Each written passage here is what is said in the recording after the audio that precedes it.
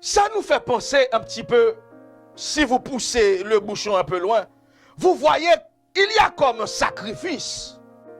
2000 vies pour 6000 esprits impurs. Est-ce que tu suis ça? Est-ce que vous comprenez ça? 2000 vies pour 6000 esprits impurs. Si vous poussez la réflexion un peu loin, il y a échange, il y a substitution. Est-ce que ça vous parle un peu plus, les théologiens? Il y a substitution. Il y a 2000 porcs qui prennent la place d'un homme qui vont souffrir à la place, aïe aïe aïe, qui vont souffrir à la place d'un homme qui vont servir. Est-ce que ça vous parle, les théologiens? Au rachat, à la rédemption, si vous préférez ça, de se posséder. Le Fils de Dieu ordonne à des entités spirituelles de quitter un homme qu'il maltraitait. Et ces entités spirituelles, ces esprits impurs, ont négocié, ont demandé 2000 vies. 2000 vies en échange de la vie de cet homme. C'est énorme. C'est énorme. Alléluia. Imaginez ce que c'est. On trouve des pratiques similaires à bien des égards dans beaucoup de religions, mais notamment dans les religions animistes. Pourquoi ne pas parler du vaudou? Où l'on sacrifie, tiens donc, des porcs. Bois caïman, pour les Haïtiens. C'était une cérémonie qui avait eu lieu à l'orée de l'indépendance d'Haïti, une cérémonie de vaudou qui avait eu lieu, selon, dit-on, qui avait eu lieu. Et au cours de cette cérémonie, un porc avait été égorgé, avait été offert en sacrifice pour la cause de cette indépendance. C'est énorme. C'est énorme. Ici, il y a quelque chose de semblable.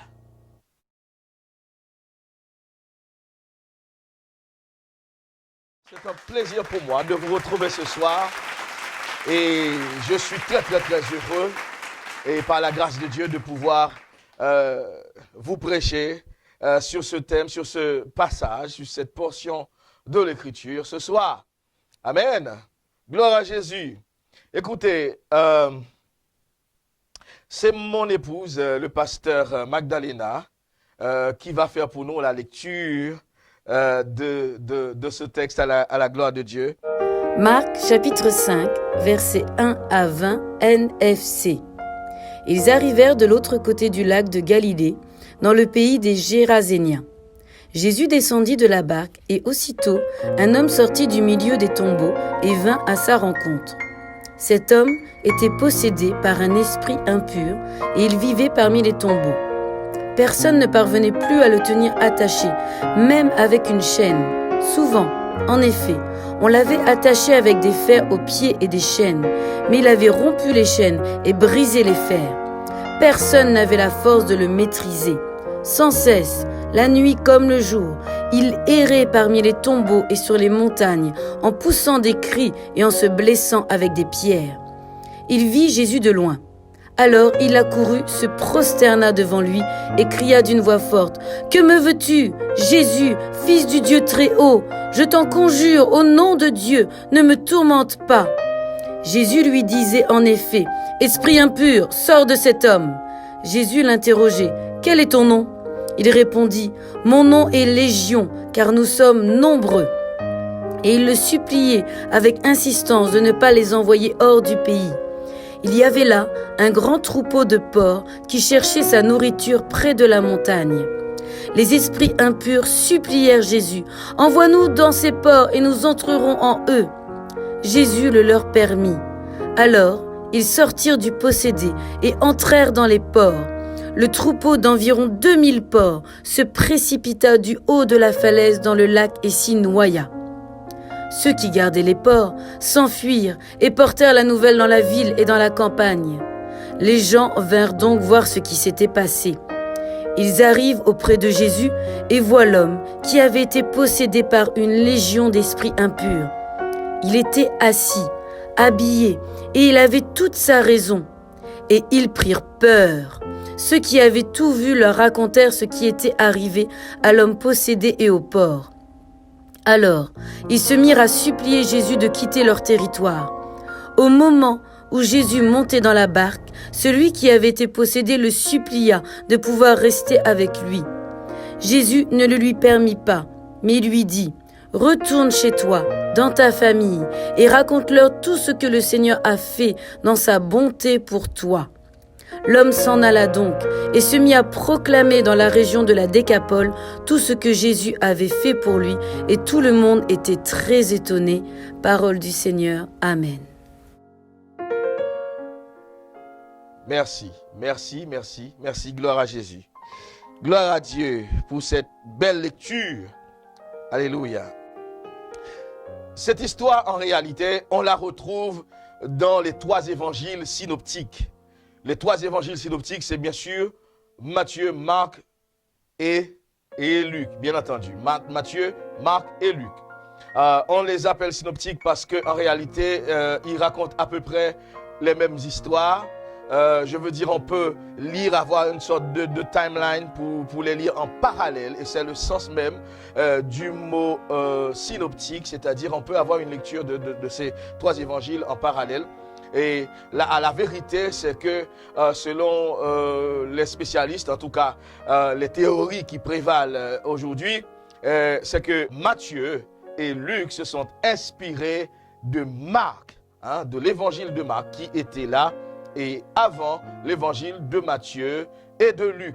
D'accord? Et on dit aussi, sans doute, les 2 autres évangiles, ces 2 autres évangiles, je veux parler bien sûr de Matthieu et Luc, ont eu d'autres sources, en tout cas une autre source au moins, et pour pouvoir être rédigée. L'histoire qu'on tient ce soir, c'est celle racontée dans l'évangile de Marc, chapitre 5, et que pasteur Magdalena Matalbert vient de lire pour nous ce soir. En réalité, cette histoire est à bien des égards et assez particulière dans la Bible. C'est vrai dans les évangiles. C'est vrai qu'il s'agit ici encore d'une histoire de délivrance opérée par Jésus. Jésus, en réalité, parlons d'exorcisme, a exorcisé, a fait sortir, a mis dehors des démons qui possédaient un homme. Et on retrouve donc la même histoire en Matthieu chapitre 8 et en Luc chapitre 8. Il y a quand même quelques différences. Et quelques différences en Marc chapitre 8, en Matthieu chapitre 8 par exemple, excusez-moi, et on va trouver en fait que l'histoire concerne deux hommes qui étaient possédés, comme l'on dit, d'accord, qui étaient possédés. Et la parole de Dieu nous dit, la Bible nous dit en réalité que Jésus s'est rendu en Galilée, au lac de Tibériade plus particulièrement, et au lac de Tibériade en Galilée. Et c'est en arrivant dans une ville de cette région que Jésus va faire la rencontre d'un homme qui était possédé d'un esprit impur, pour citer la traduction que nous avons lue tout à l'heure. Et il y a généralement, selon les versions bibliques, il y a des noms différents en ce qui concerne la ville en question. Par exemple, en Louis II, on peut trouver Gadarénien ou Gérézénien ou Gérazénien. Pardonnez-moi, vous voyez, c'est pas facile. Il faut se lever tôt pour pouvoir lire ces noms. Gérazénien ou Gadarénien. Et en réalité, c'est dû au fait que, eh bien, il y a eu des manuscrits différents et en fonction des manuscrits desquels les traducteurs bibliques se servaient, eh bien, on pouvait plutôt avoir Gérasénien ou Gadarénien. Est-ce que vous voyez ça? Donc, c'est pas bien méchant. Donc, l'histoire, en réalité, c'est donc, comme je le disais, l'histoire d'un homme qui est possédé et par un esprit impur. Cet homme vivait parmi les tombeaux. Cet homme vivait parmi les tombeaux. Et l'évangile de Luc, au verset 27, précise qu'en réalité, cet homme était nu, se baladait entre les tombeaux nus, d'accord? Et puis, mais sans cesse, alors je cite encore Marc chapitre 5, qui nous dit, sans cesse, la nuit comme le jour, d'accord, il errait parmi les tombeaux. Incessamment, il n'y avait pas de nuit, il n'y avait pas de jour, sa vie n'était pas rythmée, il ne pouvait pas avoir une vie normale. La Bible nous parle du soleil qui gouverne le jour, la lune, les étoiles qui gouvernent la nuit. Donc ça aide les hommes en réalité à rythmer leur vie. Ça vient rythmer la vie des hommes, les saisons, les mois, les années, les heures, les jours. Donc parce que nous sommes donc sous le soleil, pour reprendre une expression de l'Ecclésiaste. Donc cet homme n'avait pas de rythme de vie, un rythme de vie défini. Le jour, c'était la nuit c'était le jour. Il pouvait dormir à n'importe quelle heure. Il pouvait aussi être réveillé la nuit, tourmenté en réalité par le mal, par la puissance du malin en réalité, qui le possédait. D'accord? Il était là, erré parmi les tombeaux, et puis le texte nous dit, sur les montagnes, en poussant des cris et en se blessant avec des pierres. Et sur les montagnes, parce que généralement, à cette époque et dans cette région, en réalité, les tombeaux, pour des raisons, généralement c'est les Sémites, mais pour des raisons d'ordre de pureté cérémonielle, je vais développer ce thème vers la fin de la prédication. Pour des raisons de pureté cérémonielle, les tombeaux n'étaient pas au milieu des villes, mais étaient généralement soit des grottes ou des tombeaux taillés dans la roche, taillés dans les pierres, et de manière en réalité à ce que les cadavres ne soient pas en réalité dans la ville. Pourquoi? Parce que les cadavres, disons-le maintenant, étaient considérés comme étant impurs, également donc les tombeaux. On peut trouver ça dans le livre des Nombres, par exemple. Il est écrit, quiconque touche dans la campagne le cadavre d'une personne morte, de mort violente ou de mort naturelle, des ossements humains ou une tombe, sera impur pendant 7 jours. C'est ce qu'il est écrit dans le livre des Nombres. Donc, pour cette raison, il fallait éloigner la mort, éloigner l'impureté, loin de la ville. Alors, les tombeaux étaient taillés dans des grottes. C'était généralement des grottes naturelles ou étaient taillés dans des roches bien à l'extérieur des villes. Cet homme était donc un marginal dans tous les sens du terme. Il n'avait pas une vie sociale, il vivait en réalité parmi les morts. Il était fou allié. Et il était fou allié. Et les gens avaient peur de lui pour la simple et bonne raison qu'il était également violent. On avait essayé de le lier, de l'enchaîner, mais le texte dit en réalité qu'il rompait les chaînes, de toute façon qu'il rompait les cordes. Et il me fait penser à cet égard à Samson, qui lui aussi, en réalité, les cordes et les chaînes ne tenaient pas sur lui. Cet homme donc avait une force redoutable et à bien des égards était à plaindre. Un marginal donc de la société, un marginal donc parce qu'il vivait en dehors de la ville, un marginal donc parce qu'il vivait donc dans l'impureté. Lorsque le texte nous explique qu'il est possédé d'un esprit impur,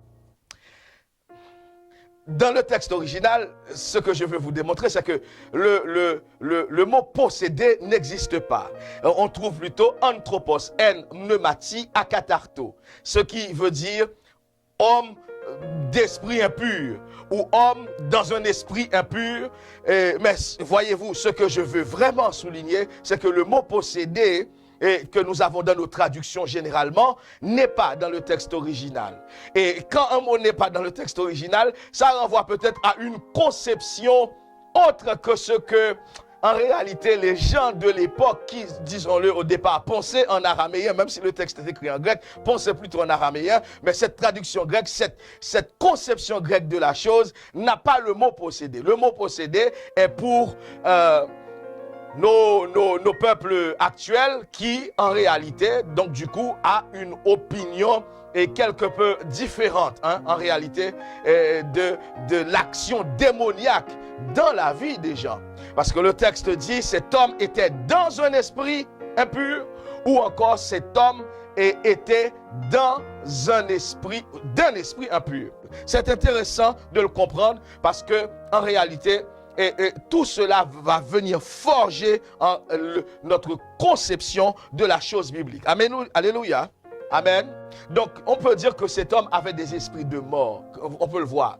Pourquoi? Cet homme était parmi les tombeaux, vivait au plus près donc de la mort. Vous comprenez ça? Au plus près donc de la mort. Et cet homme, selon ce que nous rapporte Marc, justement, il essayait de se tuer en se tailladant avec des pierres. Le texte dit qu'il se blessait avec des pierres. Peut-être essayait-il de s'ouvrir les veines, de se péter la tempe ou des choses comme ça avec des pierres. Cet homme se faisait du mal en réalité et était suicidaire et avait envie d'en finir avec la vie.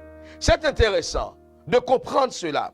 Et quelquefois, on peut penser que les gens, ce qui arrive aux gens, ce sont des choses normales qu'on voit dans la nature. Mais ce texte est en train de nous expliquer, en réalité, pas tout à fait. Aujourd'hui, on qualifierait cet homme de fou. On chercherait, bien entendu, des solutions médicales. Et qu'est-ce qu'on peut dire devant des solutions médicales?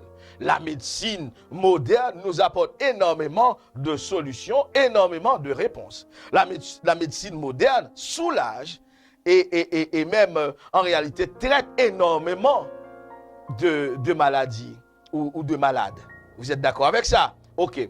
Mais dans le domaine, dans ce texte précis, cet homme ressemble à un fou, fonctionne comme un fou.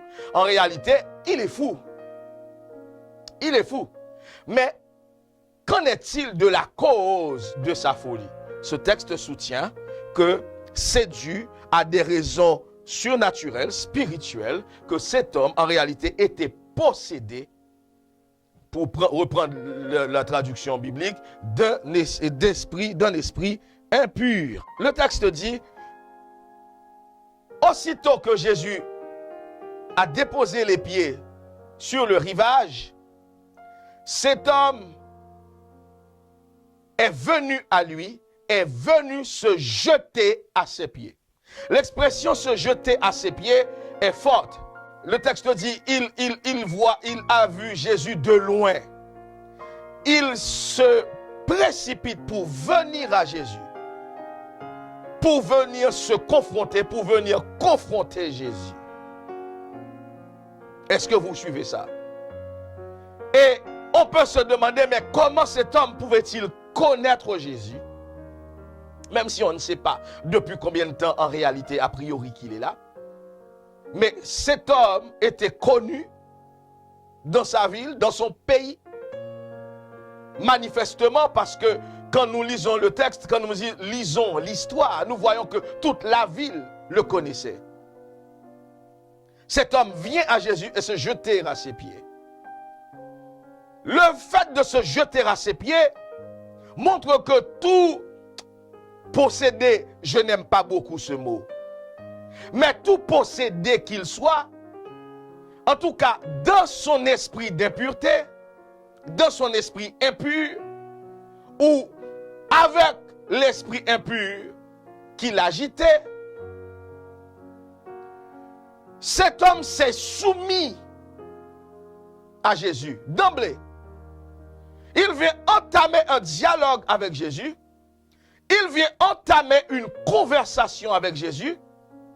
Mais en venant à Jésus, il s'est mis dans la position du subordonné. Il s'est jeté aux pieds de Jésus pour dire, que me veux-tu, Jésus, fils du Très-Haut? Pourquoi viens-tu me tourmenter? Et Marc ajoute en réalité que Jésus avait déjà commencé à chasser l'esprit, à donner des ordres, à chasser l'esprit qui était en lui. Jésus disait déjà au singulier, esprit impur, sors de cet homme. À quel moment, quand il est arrivé, à quel moment Jésus a commencé à dire, esprit sort de cet homme? Quand cet homme est arrivé et s'est jeté à ses pieds, ou y avait-il quelque chose qui se passait alors que cet homme était encore au loin? Comment cet homme a-t-il été attiré par Jésus qui arrivait tout simplement en réalité au bord du rivage, dans son bateau au bord du rivage? Je ne sais pas si vous comprenez ce que j'essaie de vous dire. À quel moment la connexion s'est faite en réalité entre ces deux hommes? Quand cet homme est arrivé au pied de Jésus ou alors qu'il était encore au loin? À quel moment Jésus commençait déjà à dire, esprit impur, sors de cet homme? À quel moment, pourquoi cet homme a-t-il été attiré par ce qui se passait sur ce rivage, par ce bateau qui arrivait? À quel moment cet homme était au courant qu'un bateau arrivait? Est-ce que vous suivez? Est-ce que vous comprenez? Donc, Jésus disait, esprit impur, sors de cet homme. Cet homme est venu au pied de Jésus pour lui dire, mais qu'est-ce que tu me veux? Pourquoi? Qu'est-ce que tu as contre moi? Qu'est-ce que je t'ai fait? Pourquoi tu viens me tourmenter? Ah, gloire au Seigneur, gloire à Jésus. Pourquoi tu viens me tourmenter? Quand nous voyons en réalité, quand nous lisons le texte, il y a un dialogue, et notez ça, un dialogue s'est installé entre Jésus et cet homme, disons-le, possédé avec l'esprit impur. Parce que jusqu'à présent, le texte parle au singulier. Suivez bien ceci. Cet homme est venu en quelque sorte, entamer le dialogue, a commencé à parler avec Jésus. Il est venu se jeter aux pieds, se prosterner aux pieds de Jésus.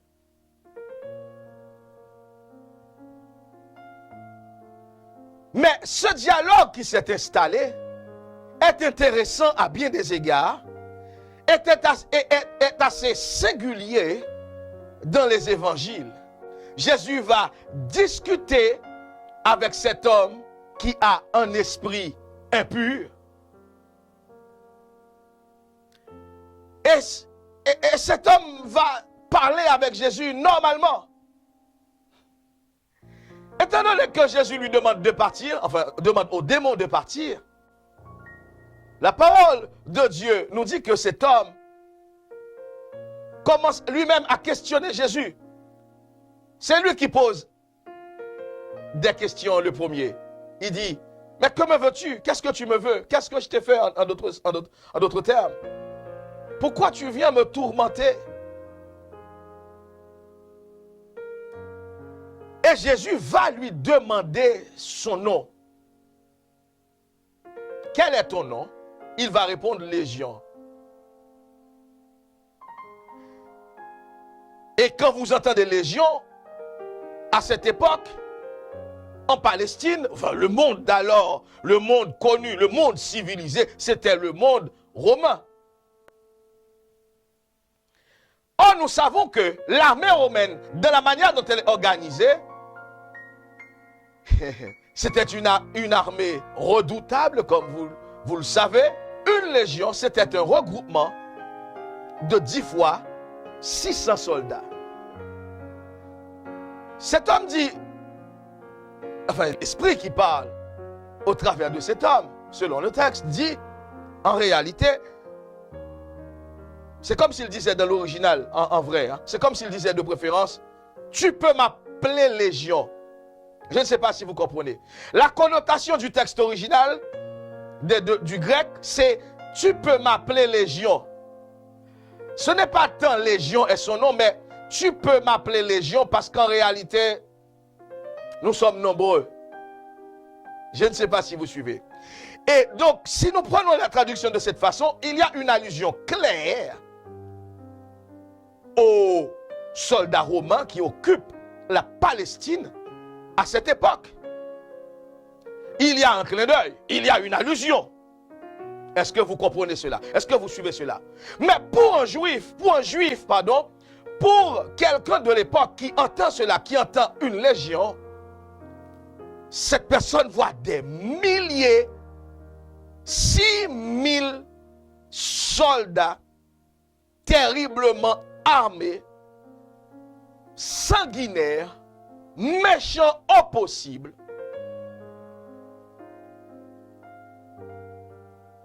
qui posséderait cet homme. En d'autres termes, cet homme n'a pas un esprit impur, mais 6000, au moins 6000 esprits impurs qui le gouvernent, qui le dominent, qui le maltraitent, qui le harcèlent, qui l'écrasent.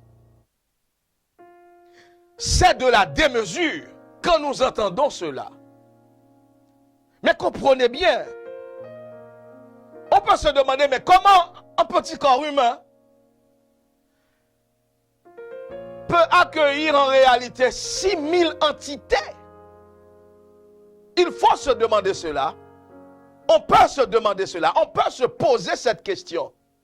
6000 entités. C'est mal comprendre aussi le domaine de l'esprit. Parce que dans le domaine de l'esprit, les lois sont différentes des lois qu'on trouvera dans la nature, qu'on trouvera des lois matérielles. Dans le domaine de l'esprit, les limites ne sont pas les mêmes, les mesures, la façon d'envisager les choses n'est pas la même. Dans le domaine de l'esprit, vous verrez que Jésus va passer au travers des murs de la chambre dans laquelle étaient enfermés les apôtres. Après sa résurrection, c'est le domaine des corps célestes. Vous comprenez ça? Donc, comment dire ça? L'entrelacement entre le physique et le spirituel, alors, sera soumis à des lois spécifiques, à des lois particulières. Donc, cet homme est gouverné, est dominé par 6000 esprits impurs. C'est énorme. Et, mes bien-aimés, Marc sera le seul aussi à expliquer que dans leur négociation, car au-delà d'un dialogue, dans le cadre du dialogue, il s'est établi une négociation. Et là encore, c'est très spécifique, très singulier à cette histoire. Une négociation entre ces entités spirituelles et Jésus. Sur quoi va se baser cette négociation? C'est que, ok, tu nous ordonnes de partir.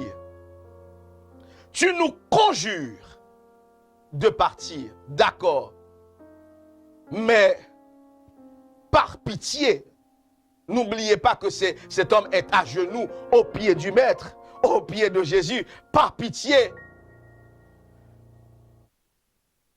Dans l'évangile de Luc, à ce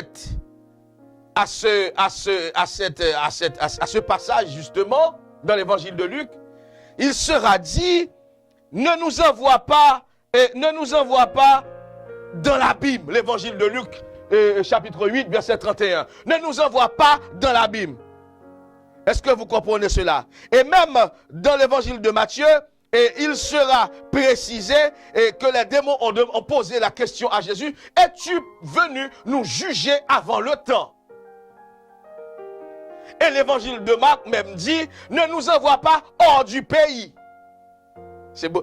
Vous voyez, en fait, les évangiles sont synoptiques, mais il y a quand même des différences entre ne nous envoie pas hors du pays, ne nous envoie pas dans l'abîme. Est-ce que vous voyez cela? Es-tu venu nous juger avant le temps? Précise, demande l'évangile de Matthieu. Mais dans cette négociation, je disais quelque chose de particulier à l'évangile de Marc. Marc va être le seul à souligner que il y avait 2000 porcs, le nombre de 2000 porcs, Marc est le seul à le donner. Il y avait 2000 porcs, un troupeau de 2000 porcs dans les environs, qui cherchaient à manger, donc loin de la ville, là où on pouvait trouver quelques charognes, hein, disons le mot, et quelques restes, parce que ce sont aussi des animaux, ce sont des charognards. Hein, et vous suivez ça? Mais le texte nous dit, dans leur négociation, qui va être très surprenant, les esprits impurs vont demander au Seigneur Jésus de les envoyer dans les ports qui passaient par là. Et ce qui est encore plus étonnant, plus surprenant, c'est que le Seigneur Jésus, sans soucier, va accepter. Va dire, ok, allez-y. Cette négociation est terrible. Et comme le texte a été lu tout à l'heure, qu'est-ce qui va se passer? Dès lors que les esprits sont entrés dans les ports, ils vont se jeter, ils iront directement se jeter du haut de la falaise, se jeter directement en bas dans le lac et ils vont se noyer, ils vont mourir noyés. Que s'est-il passé? Quel est donc ce marchandage même? Cette négociation? 2000 vies pour 6000 esprits, grosso modo, 6000 esprits impurs.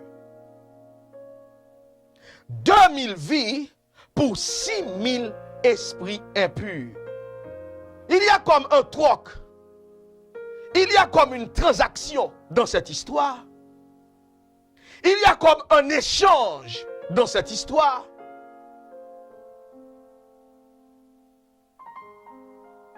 Il y a comme un déplacement dans cette histoire. Je ne sais pas si vous suivez ça. Je ne sais pas si vous comprenez ça. Ces esprits qui ont peur d'aller dans les abîmes. D'ailleurs, nous lisons en Apocalypse 9 qu'en réalité, il y a un ange de l'abîme, Abaddon, et un ange qui gère l'abîme. Abîme dans lequel les esprits impurs, justement, ont vocation à y aller. Et suivez bien, cette peur d'aller dans les abîmes les pousse à négocier la libération de cet homme. C'est l'histoire donc d'une prise d'otage. L'histoire d'une prise d'otage. Cet homme est capturé, est emprisonné, est pris en otage par 6000 entités. Et quand la police est arrivée et que ces entités sont cernées, ils décident de négocier les conditions de libération de cet homme. Je ne sais pas si vous comprenez ce que je suis en train de vous expliquer. Et si vous aviez déjà cette lecture de ce passage. Le texte nous dit qu'il y avait 6000 entités démoniaques, d'esprits impurs, disons de préférence. Qu'il y avait 2000 porcs. Mais le texte ne dit pas pourquoi ces entités craignaient Jésus, avaient peur de Jésus et se soumettaient à ce point-là à Jésus. Car manifestement, Jésus avait un moyen de pression sur eux. Jésus avait de quoi leur faire peur. Est-ce que vous comprenez? Nous ne voyons pas les entités qui accompagnent Jésus. Nous ne voyons pas les esprits qui accompagnent Jésus, disons-le clairement. Le texte nous dévoile en réalité ce qui emprisonnait, ce qui prenait cet homme en otage. Mais le texte ne nous dit pas qu'est-ce qui accompagnait Jésus. Qu'est-ce qui faisait peur à 6000 esprits impurs? Pour qu'ils viennent s'agenouiller aux pieds de Jésus et entamer une négociation à Jésus pour la libération de cet homme. Quelquefois, nous pouvons voir des gens comme liés, comme attachés. Nous pouvons voir des gens, les gens en réalité, comme en prison. On ne voit rien, il n'y a pas de chaîne, il n'y a pas de corde physique. Mais ça ne va pas. Ça se voit que ça ne va pas. Alléluia. Alléluia. Jésus avait cette capacité de discerner, de voir derrière les apparences. Et l'Église aujourd'hui a besoin de cette capacité. Et l'Église doit apprendre à discerner encore plus les choses qui se passent et qui arrivent autour de nous. Quelqu'un devrait dire Amen. Gloire à Jésus. Gloire au Seigneur. Gloire au Seigneur. Le texte ne nous dit pas. Cet homme est arrivé et s'est jeté aux pieds du Seigneur. Mais nous pouvons lire en filigrane de quoi ils avaient peur. Ils avaient peur que Jésus exerce sur eux une autorité, laquelle c'était celle de les envoyer dans l'abîme et de les enfermer.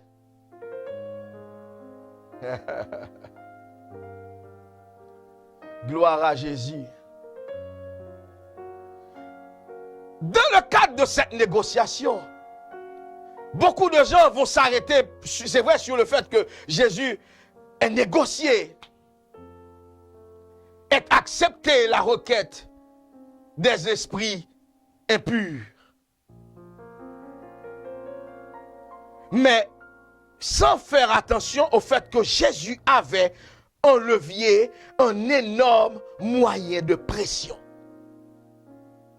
Et ce moyen de pression est attaché à l'identité de la personne qui est arrivée.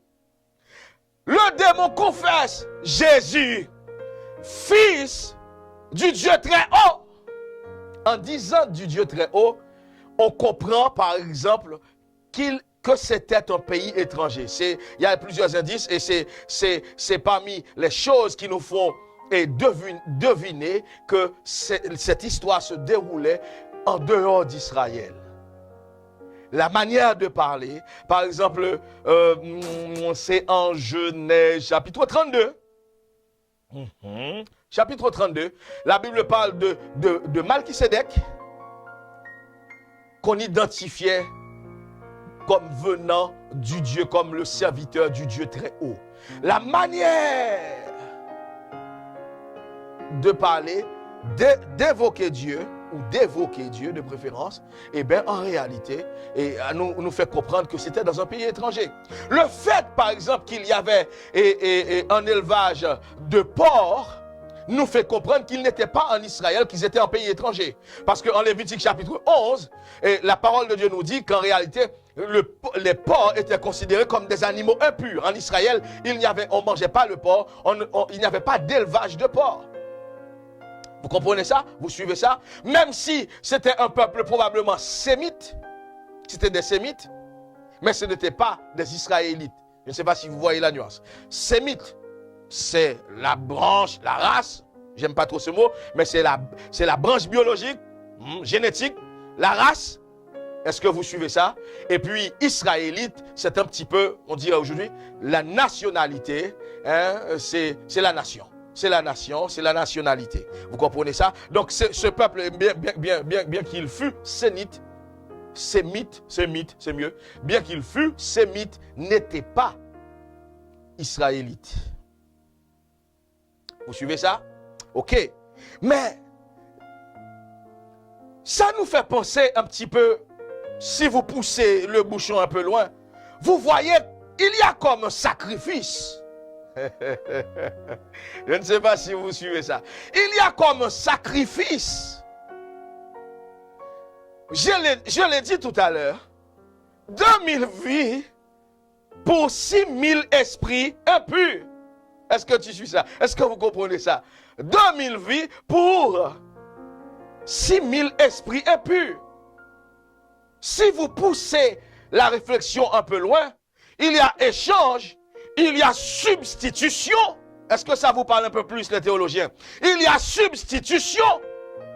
Il y a 2000 porcs qui prennent la place d'un homme qui vont souffrir à la place, aïe aïe aïe, qui vont souffrir à la place d'un homme qui vont servir, est-ce que ça vous parle les théologiens, au rachat, à la rédemption, si vous préférez ça, de se posséder. Et le texte est grave, est assez grave dans cette dimension. Quand nous analysons, nous étudions le texte de cette façon, mes chers amis, c'est énorme. Le Fils de Dieu est venu dans le but de prendre la place, de se substituer, de racheter l'humanité déchue, l'humanité perdue à la croix sur le bois du calvaire. Mais voilà, le Fils de Dieu n'est pas encore monté sur le bois du calvaire. Et à cet instant précis, le Fils de Dieu ordonne à des entités spirituelles de quitter un homme qu'il maltraitait. Et ces entités spirituelles, ces esprits impurs, ont négocié, ont demandé 2000 vies. 2000 vies en échange de la vie de cet homme. C'est énorme. C'est énorme. Alléluia. Imaginez ce que c'est. On trouve des pratiques similaires à bien des égards dans beaucoup de religions, mais notamment dans les religions animistes. Pourquoi ne pas parler du vaudou?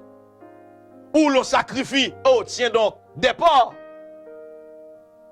Bois caïman, pour les Haïtiens. C'était une cérémonie qui avait eu lieu et à l'orée de l'indépendance d'Haïti, on va dire ça, et une cérémonie de vaudou qui avait eu lieu, selon, dit-on, qui avait eu lieu. Et au cours de cette cérémonie, un porc avait été égorgé, avait été offert en sacrifice pour la cause de cette indépendance. C'est énorme. C'est énorme. Ici, il y a quelque chose de semblable. Je vous fais remarquer que, alléluia, Suivez bien. Remarquez ça. Les porcs ne sont pas restés en vie. Je vais vous le dire. Les 2000 vies ont été effectivement prises immédiatement par les entités spirituelles, par les esprits impurs. Dès lors que la transaction était scellée et que Jésus avait donné son accord, bon pour accord, pop, les 6000 entités spirituelles ont quitté cet homme et sont allées directement dans les ports. Et les porcs se sont jetés du haut de la falaise. Gloire à Dieu. Vous suivez ça?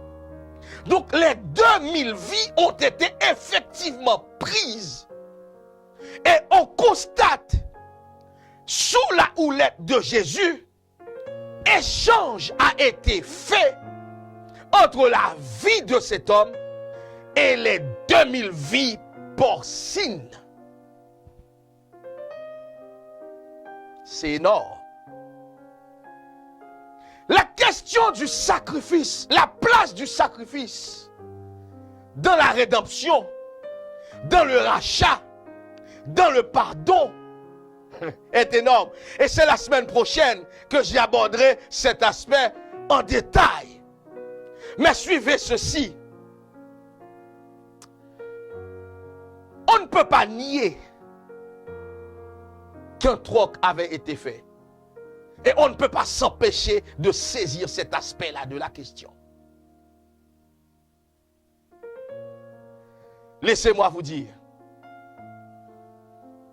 il est des délivrances qui ne s'obtiennent qu'au prix de sacrifice.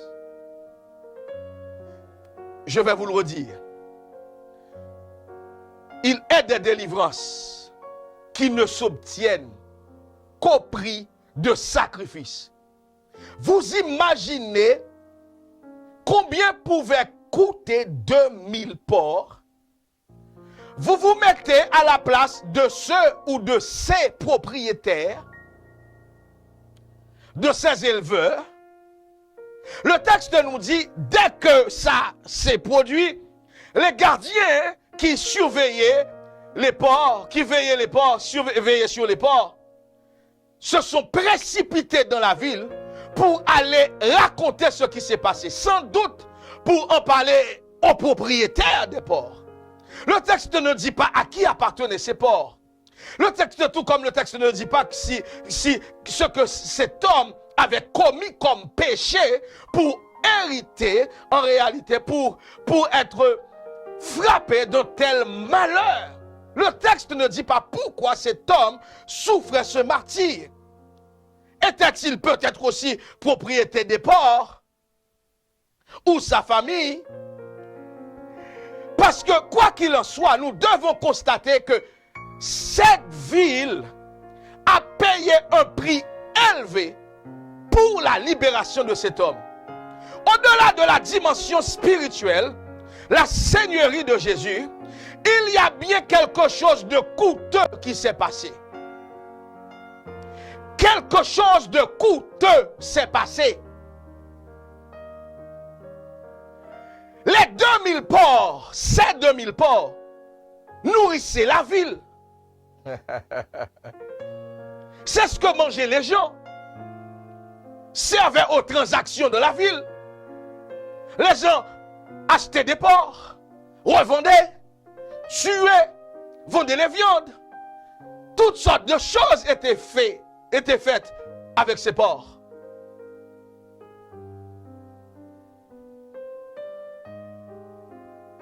Vous suivez ça? Donc c'est la ville qui a payé le prix de la délivrance et de la libération de cet homme. Et voilà pourquoi je me suis demandé quel lien cet homme pouvait avoir avec ses porcs en réalité. Dans quelle mesure, peu ou prou, de près ou de loin, Cet homme, ses pas lui appartenait à sa famille. Qui était cet homme dans cette ville auparavant? On peut se poser la question. Parce que pourquoi toute la ville a payé le prix de sa libération? Pourquoi toute la ville lui devait de payer le prix de sa libération? Ah, je ne sais pas si vous suivez, je ne sais pas si vous me comprenez. Mais c'est énorme ce que je vous dis là.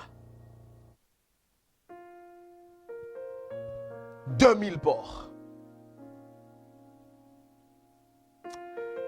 Cet homme est là.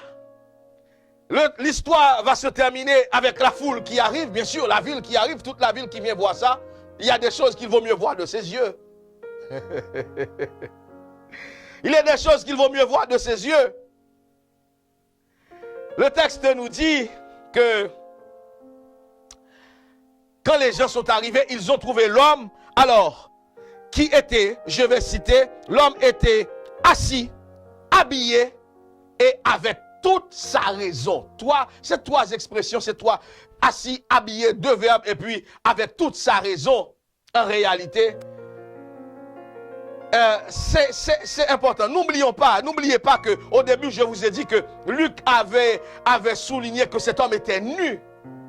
Ici, Marc n'avait pas dit qu'il était nu, n'avait pas souligné qu'il était nu, mais maintenant, dans le texte, en disant que cet homme était habillé, on comprend que cet homme était nu. On devine qu'il était nu dès le début du passage. On trouve cet homme qui était instable. On trouve cet homme qui errait. N'oublions pas les verbes qu'on avait employés au début. Errait de tombe en tombe, nuit et jour, sans cesse, incessamment. Cet homme était tourmenté, avait envie de se tuer, de s'ouvrir les veines, de se suicider. Cet homme qui vivait avec les morts. On le retrouve stable.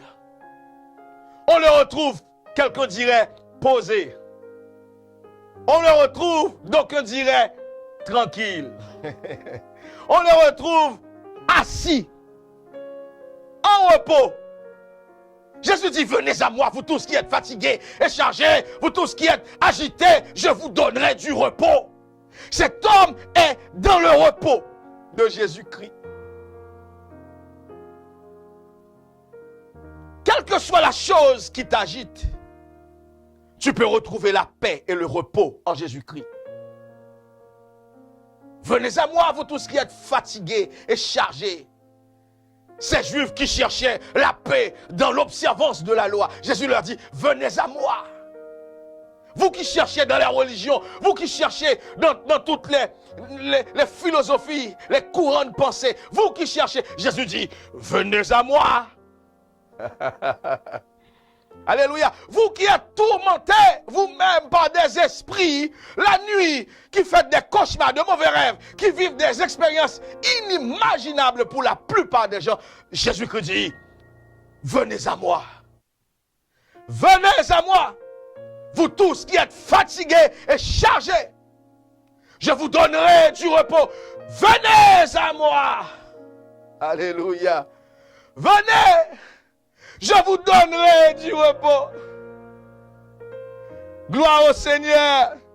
Gloire à Jésus. Le texte dit, cet homme est assis. L'apôtre Paul dit, nous sommes dorénavant assis dans les lieux célestes avec Jésus-Christ. Cet homme est calme, inamovible, inébranlable. Gloire au Seigneur. Et le texte dit qu'il est habillé. Cette nudité que l'on retrouve dès le premier texte, dès la première histoire biblique, cette nudité de Genèse chapitre 3, bien entendu. Pas la peine de vous le dire, c'était facile. Hein? En Genèse chapitre 3, après la transgression, ce que d'aucuns appellent la chute de l'homme, en Genèse chapitre 3, on retrouve cette nudité, Adam et Ève. Et le Seigneur leur demanda, mais qui vous a appris que vous étiez nus? Donc, alors,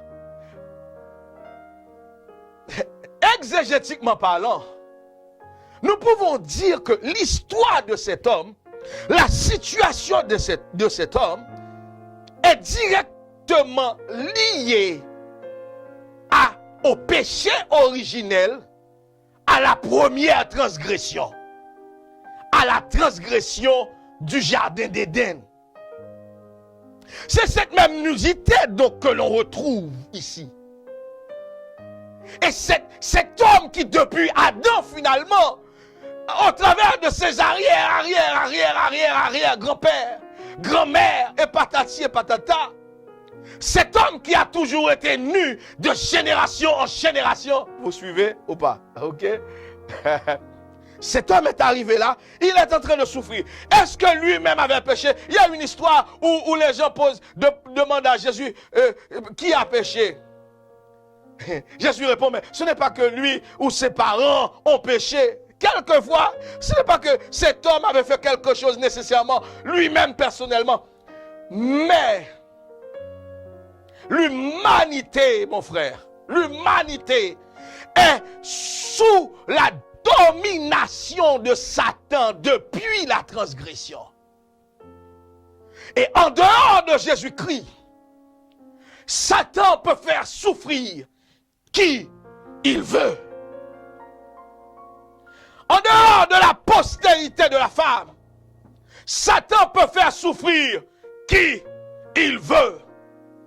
Alléluia. Contrôlez pour moi les enfants, s'il vous plaît.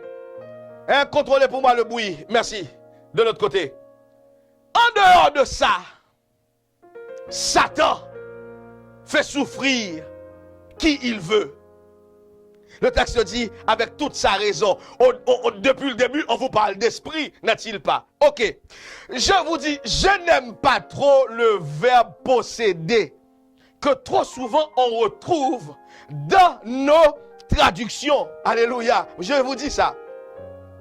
Pourquoi? Le texte grec, ce n'était pas la langue de départ. Tous ces gens parlaient en araméen. Déjà, il y a déjà un premier défi exégétique. Ok, ces gens réfléchissaient en araméen. Mais le texte grec qui nous est parvenu parle plutôt anthropos en pneumati akatharto. Un homme d'esprit impur. Est-ce que c'est l'esprit de cet homme qui était corrompu? Souvent, on utilise des mots. Les mots nous apportent des conceptions et quelquefois, les conceptions sont éloignées. J'ai déjà vu des chrétiens débattre, discuter sur posséder. C'est quoi posséder? Mais comment vous pouvez débattre d'un mot qui n'est même pas dans l'histoire, qui n'est même pas dans le texte? Le texte dit anthropos en pneumati akathartos. Ça veut dire quoi? Ça veut dire un homme d'esprit impur. Est-ce que c'est son esprit qui était malade? Mais manifestement, l'idée grecque qu'il y a ici, là, montre que l'esprit de cet homme était corrompu. Eh bien, de la même manière qu'au début, on nous disait que l'esprit de cet homme était impur, de la même manière, à la fin du texte, on nous dit que cet homme avait retrouvé la santé au niveau de son esprit. Dites Alléluia. Dites Alléluia. Cet homme avait retrouvé la santé spirituelle. Oh, je dois aller vite. Je ne peux pas rester sur tout. Je reviendrai dimanche prochain sur tout ça. Mais suivez bien ceci. Gloire à Jésus. Cet homme n'était plus malade au niveau de son esprit, pas parce que c'est au niveau de son esprit qui était malade. Alors, je reviens à la question que j'avais posée initialement. Comment 6000 démons peuvent habiter dans un si petit corps humain? 6000 esprits impurs, excusez-moi. Comment 6000 esprits impurs peuvent habiter dans un si petit corps humain? C'est que ce qui était affecté, ce n'était pas le corps de l'homme, mais c'était son esprit, mon frère. Mais c'était son esprit. C'est son esprit qui était affecté. L'esprit est affecté de maladies d'esprit. Ah, je le reprends. L'esprit est affecté de maladies d'esprit, de maladies spirituelles. Le corps est affecté de maladies physiques. L'esprit est affecté de maladies spirituelles. Gloire à Jésus. Est-ce que vous me suivez là? Est-ce que vous me comprenez là? Sur les réseaux? Vous me comprenez là? Est-ce que vous me suivez? L'esprit est affecté de maladies spirituelles. Cet homme est assis, habillé, avec son esprit qui a été purifié. Parce que un autre thème qu'on a vu en réalité, qui est en filigrane dans tout ce texte, c'est le thème pureté-impureté. Depuis le début, le texte nous explique que Jésus a quitté Israël. Il arrive dans un pays étranger. Or, selon ce que, affiche-moi le texte, selon ce que nous dit la Bible, un pays étranger était un territoire impur pour l'Israël de l'époque. Est-ce que vous voyez ça? Donc, Jésus quitte un territoire de pureté pour aller dans un territoire d'impureté. Et quand il arrive dans un territoire d'impureté, il est accueilli par un homme possédé d'esprit impur. Et cet homme possédé d'esprit impur, c'est un homme qui errait, qui vivait dans un environnement impur, un environnement de tombeaux, comme je vous l'expliquais tout à l'heure, qui sont considérés comme impurs dans l'Israël de l'époque. Et cet homme est côtoyé par des animaux impurs qui sont les porcs de l'histoire. Donc c'est une histoire de pureté et d'impureté. Jésus étant, alléluia, loin de Dieu, Jésus étant la pureté de Dieu, Jésus étant loin de Dieu, il arrive dans ce territoire d'impureté pour apporter un peu de pureté. Gloire à Jésus. Est-ce que vous comprenez cela? Ce thème de la pureté, je n'ai pas le temps de le traiter aujourd'hui parce qu'on a été assez long comme ça. Mais suivez bien, ce thème de la pureté et de l'impureté, en réalité, je dois dire rapidement que la question de la pureté en Israël était une histoire cérémonielle. C'était lié aux ablutions, on se lavait les mains, les pieds, la tête, etc. C'était lié aux ablutions de l'époque. C'était cérémoniel, dans un double objectif sanitaire et moral, bien entendu. Hygiénique et moral, sanitaire et moral. Mais pour Jésus, ce qui l'intéressait, ce n'était pas la pureté, ce n'était pas la pureté sanitaire. La pureté sanitaire était bien, c'était bon pour le corps. Est-ce que vous voyez? Je vais vous montrer ici que la pureté sanitaire, en réalité, ça veut dire qu'on se lavait les mains, comme aujourd'hui avec le coronavirus. On se lavait les mains pour ne pas attraper des maladies, des choses comme ça. Pour se débarrasser des microbes. Ok? La pureté physique, la pureté cérémonielle n'avait pas pu préserver cet homme. Car la maladie de cet homme n'avait pas d'origine, n'était pas physique, mais était spirituel. Et j'emploie à dessein le mot spirituel au lieu de parler de psychisme. Ok? C'est bien dit? Ok. Est-ce que vous comprenez? La maladie de cet homme était au niveau de son esprit. Et elle était causée par des esprits. Jésus est venu apporter la pureté spirituelle, la pureté au niveau de l'esprit. La pureté morale, c'est bien. Mais la pureté morale, le légalisme n'avait pas pu protéger cet homme. Alléluia. Le respect des traditions, le respect des rites n'avait pas pu préserver cet homme. Son esprit était exposé. Et un seul est venu pour racheter les esprits. Son nom, c'est Jésus de Nazareth. Son esprit n'était pas couvert. Son esprit n'était pas protégé. Alléluia. Oh, Jean chapitre 3. Si tu ne nais d'eau et d'esprit, tu ne peux entrer dans le royaume de Dieu. Son instant que ton esprit est malade. Tant que ton esprit n'est pas renouvelé, tu es exposé. et même tu es mort. Tu péris. Oh, gloire à Jésus. Qu'est-ce que je devrais vous dire? Je dois m'arrêter là. Il y aura beaucoup de choses encore à vous dire.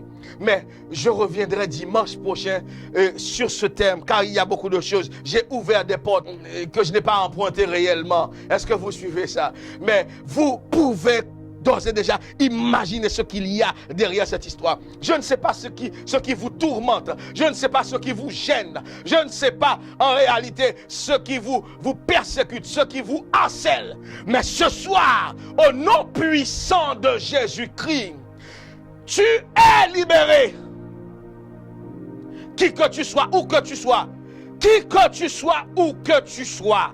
Au nom puissant de Jésus-Christ, dans le nom puissant de Jésus-Christ, nous avons la libération. Nous sommes protégés des esprits mauvais dans le nom de Jésus-Christ.